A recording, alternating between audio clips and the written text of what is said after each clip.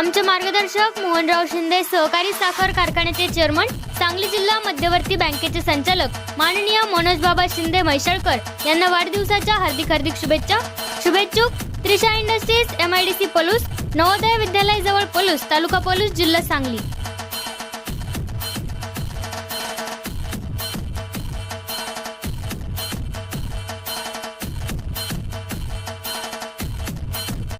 प्रत्येक बातमीतील घटनेच्या वास्तविकतेची तुलना थेट पाहत रहा सांगली अपडेट. डॉक्टर मनोज शिंदे म्हैसाळकर एक कुशल संघटक. महाराष्ट्रात सांगली जिल्हा हा सहकाराचा केंद्रबिंदू मानला जातो.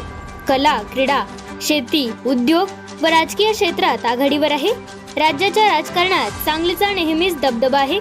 याच सांगली जिल्ह्यात क्रांतिसिंह नाना पाटील, यशवंतराव चव्हाण, वसंतदादा पाटील, राजाराम बापू, सहकार महर्षी आबासाहेब शिंदे म्हैसाळकर, मोहनरावजी शिंदे म्हैसाळकर यांच्यासारखे थोर नेते होऊन गेले.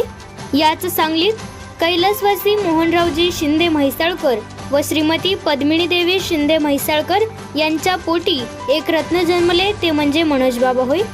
सत्तेच्या आधाराने, घराण्याच्या मोठेपणावर किंवा पै पाहुण्यांच्या आधारावर त्यांचे कार्य उभे राहिलेले नाही, तर लोकांच्या सहकार्याने, आपल्या संघटन कौशल्यावर व मनाच्या हिमतीवर त्यांनी आपले काम लक्षवेधी केले आहे. ही कामगिरी व्यक्तिगतरित्या पुष्कळ सरस आहे, यात तीळ मात्र शंका नाही. मिरज तालुका हा पूर्व व पश्चिम अशा दोन भागात सदैव विभागला जातो. पश्चिम भाग हा वारणा व कृष्णा या नद्याने हा भाग सुपीक आहे, तर पूर्व भाग हा सदैव दुष्काळी खाईत लोटलेला आहे.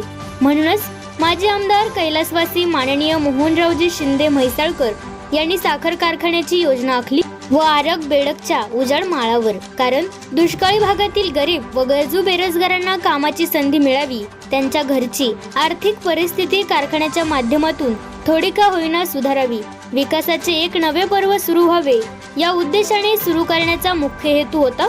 परंतु माजी आमदार कैलासवासी मोहनरावजी शिंदे म्हैसाळकर यांच्या अकाली निधनाने ते काम अपूर्णच राहिले. पण मनोज बाबांनी वडिलांच्या दुःखातून सावरून ही आपली जबाबदारी समजून कारखान्याचे काम भावनेपेक्षा कर्तव्य मोठे समजून पुढे चालूच ठेवले आणि ते आतापर्यंत अविरत कष्ट घेऊन करीत आहेत. बाबांची कार्य करण्याची पद्धत समाजातील मित्र, कार्यकर्ते, सहकारी यांचे निरीक्षण वाखणण्यासारखे आहे. जो आपल्यापर्यंत येईल त्याच्या हाकेला उभे राहणे हा बाबांचा गुण आहे. मनोज बाबांचे व्यक्तिमत्व म्हणजे सर्वांचे सुखदुःख जाणून घेणारे व्यक्तिमत्व.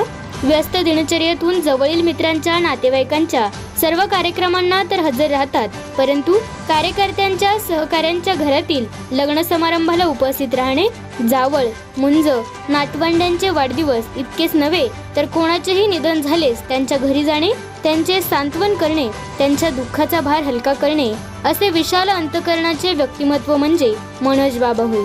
यातूनच त्यांचे सोन्यासारखे शुद्ध व्यक्तिमत्व सिद्ध होत आहे.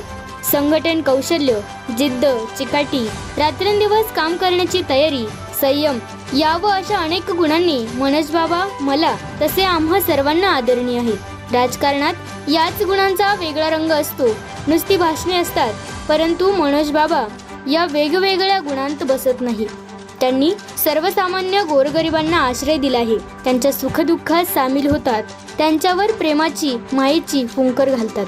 त्यांना 17 मे रोजीच्या वाढदिनी हार्दिक सदिच्छा व शुभेच्छा.